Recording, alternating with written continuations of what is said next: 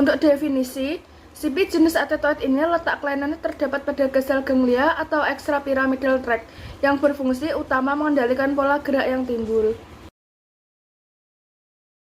Untuk etiologinya, penyebab CP ini dibagi menjadi 3, yaitu 1 prenatal, penyebab yaitu infeksi yang terjadi dalam masa kandungan, menyebabkan kelainan pada janin misalnya lulus, toxoplasmosis, rubella, dan penyakit inklusi sitomegalit. Yang kedua, natal. Natal yaitu anoksia atau hipoksia, penyebab yang terbanyak ditemukan dalam masa prenatal ialah brain injury. Yang ketiga, postnatal. Setiap kerusakan pada jaringan yang mengganggu perkembangan dapat menyebabkan cerebral palsy, misalnya pada trauma capitis, meningitis, ensefalitis, dan luka parut pada otak pasca operasi. Untuk patofisiologinya, brain injury pada fase natal menyebabkan terjadinya anoksia atau hipoksia. Perdarahan otak di ruang subdural dapat menekan korteks cerebri sehingga timbul kelumpuhan spastis. Meningitis purulenta pada masa bayi bila terlambat atau tidak tepat pengobatannya akan mengakibatkan gejala sisa berupa CP.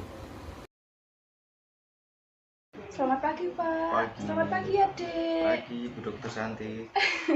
Sebelumnya perkenalkan ya, saya Maya, fisioterapi dari Klinik Skarlaras yang akan menangani anak Bapak. Sebelumnya namanya adik siapa, Pak? Alia, Alia. Usianya? 5 tahun. 5 tahun. Alamatnya? Ayudhya Purwodadi. Ayudhya, Pak. Pekerjaannya Bapak apa? Wirausaha. Wirausaha. Keluhan utama yang dirasakan apa, Pak? Tangannya gini, genggam terus. Kalau tak buat gini nggak bisa, kaku. Ini baik lagi gini. Badannya juga kaku ya? Iya, Sudah berapa lama, Pak? sekitar 1 tahunan. 1 tahun ya? Sebelumnya sudah ditangani apa belum? Belum. Belum pernah. Baru pertama kali ya? Iya. Apa dari riwayat keluarga pernah ada yang seperti ini? Nggak ada. Baru pertama kali Iya. juga. Pak, di sini saya akan melakukan vital sign pada putra Bapak ya. Iya. Di sini saya akan melakukan pemeriksaan, mengecek suhu tubuh badan anak Bapak dan akan mengecek denyut nadi dan pernafasan dari anak Bapak. Iya. Bapak ya, atas. Ini tangannya ya, Mas. Seperti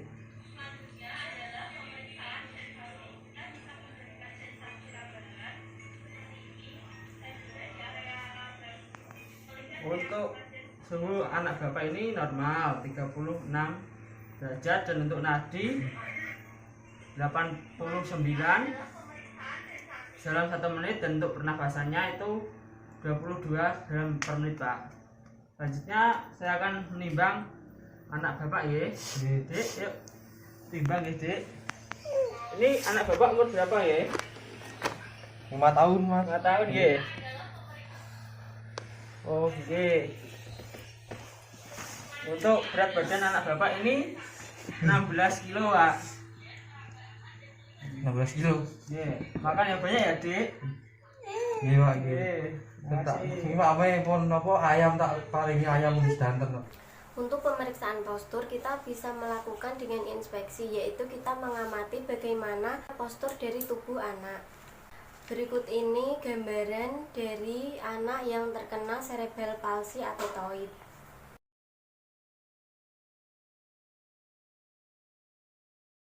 Kemudian untuk tonus otot dengan palpasi, kita bisa menyuruh anak untuk melakukan pronasi, supinasi, kemudian fleksi, ekstensi, dorsofleksi, plantar fleksi pada pergelangan kaki.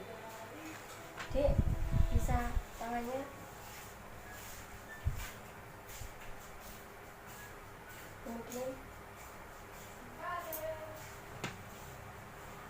Kemudian ditekuk dia.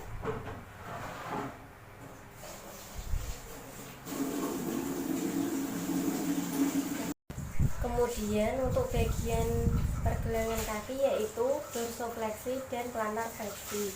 Kita bisa menyuruh anak untuk melakukan dorsofleksi dan plantar fleksi.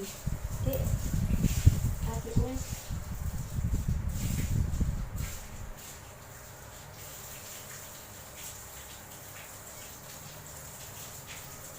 Kemudian pemeriksaan koordinasi yang pertama yaitu dari jari ke hidung anak.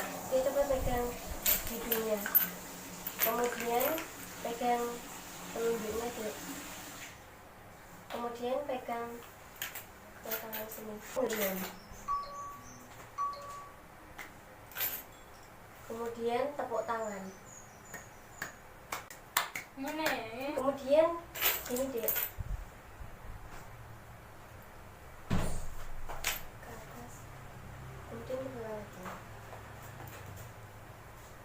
Baik, untuk nilainya yaitu semuanya 4. Nah, anak dapat melakukan dengan kecepatan normal dan menyelesaikan aktivitas dengan kecepatan dan kemampuan lebih lambat sedikit dibanding normal.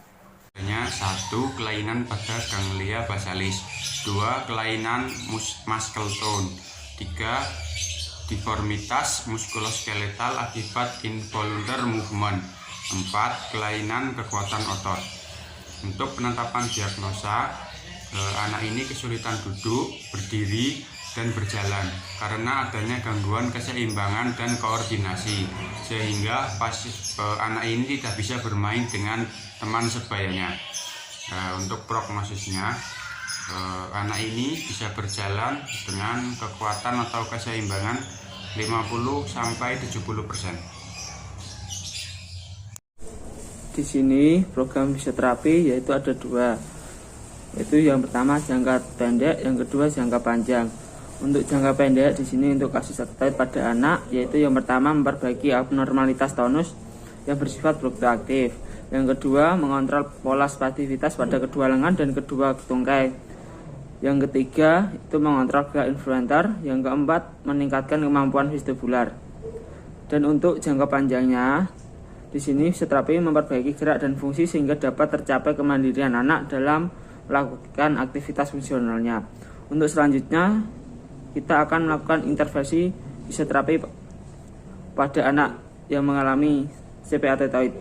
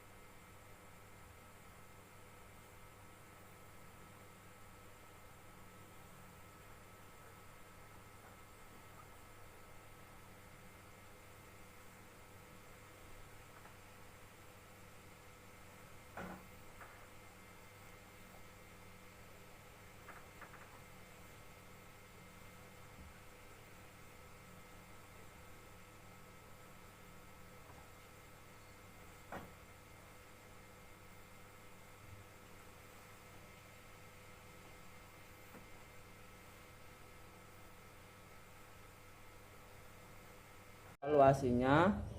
Di sini setelah kita lakukan pemeriksaan, pasien ini memiliki adanya gejala yaitu gerakan-gerakan yang tidak terkoordinasi dan tidak terkontrol. Dan untuk adanya kelainan pada gangsal ganglian, yaitu tangannya terus menekuk ini dan kaku dan sering bergerak-gerak. Terus adanya kelainan pada sistem deformitas muskuloskeletal akibat involuenter, dan ada kelainan pada tonus otot atau kelemahan tonus otot. Dan untuk edukasinya, kita bisa mengajarkan pasien atau orang tua ini untuk melatih keseimbangan, terus bisa mengajarkan orang tua untuk menjaga emosi anak ini agar tidak gampang emosi atau mudah emosi. Terus kita bisa mengajarkan orang tua untuk tidak terlalu memaksakan anak saat melakukan gerakan-gerakan latihan.